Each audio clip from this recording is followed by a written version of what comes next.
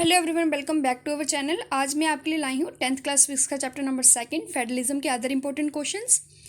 Textual question मैं already करवा चुकी हूँ, जिसके लिंक आपको डिस्क्रिप्शन बॉक्स में मिल जाएंगे। अगर अभी तक आपने हमारा चैनल सब्सक्राइब नहीं किया तो प्लीज़ चैनल को सब्सक्राइब कर ले। क्वेश्चन नंबर 4 था हमारा, explain the concept of 3 tyres government of Indian federalism. अब जो इंडियन फेडरलिज्म है उसमें 3 टायर हैं गवर्नमेंट के, ठीक है, उनको एक्सप्लेन करें।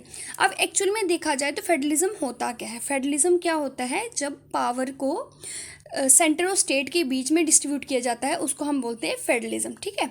अब फेडरलिज्म एक ऐसा सिस्टम है जिसमें 2 या 2 से ज़्यादा टायर ऑफ गवर्नमेंट होती है, ठीक है, जैसे स्टेट गवर्नमेंट, यूनियन गवर्नमेंट, ठीक है। ये तो होगी 2, कहीं पे 2 से ज़्यादा भी देखी जाती है, ठीक है। जनरली देखा जाए तो 2 टायर्स ऑफ गवर्नमेंट होती है। पहली होती है सेंट्रल गवर्नमेंट जो पूरे देश को चलाती है, और दूसरी होती है स्टेट गवर्नमेंट, ठीक है, जो किसी एक पर्टिकुलर ज्योग्राफिकल यूनिट मतलब किसी एक पर्टिकुलर स्टेट को चलाती है, जो कि कंट्री के अंदर ही होती है, ठीक है। जैसे भारत के अंदर एक स्टेट होगी राजस्थान, ठीक है। अब स्टेट गवर्नमेंट जो राजस्थान की जो स्टेट गवर्नमेंट होगी वो राजस्थान को देखेगी, लेकिन जो केंद्र सरकार होगी वो पूरी होल कंट्री को देखती है, ठीक है। कहते हैं कि फेडरलिज्म में क्या होता है कि बेसिकली फेडरलिज्म में देखा जाता है या तो सेंटर ज़्यादा पावरफुल होगा या सेंटर और स्टेट दोनों ही पावरफुल होंगे, ठीक है।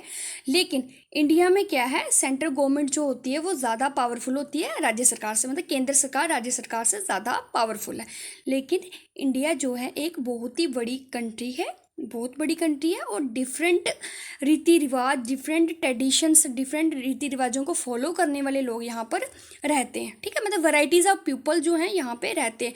तो इट इज़ नॉट पॉसिबल, कहते हैं कि ये पॉसिबल नहीं है कि 2 टायर गवर्नमेंट, राज्य और स्टेट लेवल पे और सेंटर लेवल पे, मतलब कि 2 टायर गवर्नमेंट है, ठीक है। लेकिन कहते हैं कि इंडिया जो है बहुत ही वास्ट कंट्री है और इसमें डिफरेंट कल्चर के लोग रहते हैं, इसलिए बड़ा मुश्किल हो जाता है कि इन 2 टायर्स के थ्रू पूरे देश की को चलाना और पूरा लोकल प्रॉब्लम्स का एस्टिमेट करना, ठीक है। मतलब कि लोकल प्रॉब्लम्स को ईजिली समझना इन 2 टायर्स के लिए मुश्किल हो जाता है। इसलिए क्या है कि देखा गया है कि एक रूट लेवल पे, ग्रास रूट लेवल पे एक तीसरा टायर भी है, ठीक है, थर्ड टायर भी है। मतलब जैसे आपने देखा होगा गाँव में क्या होता है, पंचायती राज होता है ना, तो ये क्या, ये थर्ड टायर है, ये लोकल गवर्नमेंट है। फर्स्टली कौन सी आ गई, केंद्र सरकार, दूसरी आ गई राज्य सरकार, और तीसरी कौन सी है, लोकल गवर्नमेंट, ठीक है। इस थर्ड टायर को हम क्या समझते हैं, लोकल गवर्नमेंट, ठीक है। जैसे अर्बन जो एरियाज़ है, अर्बन एरियाज़ क्या होते हैं, शहरी, जो शहरी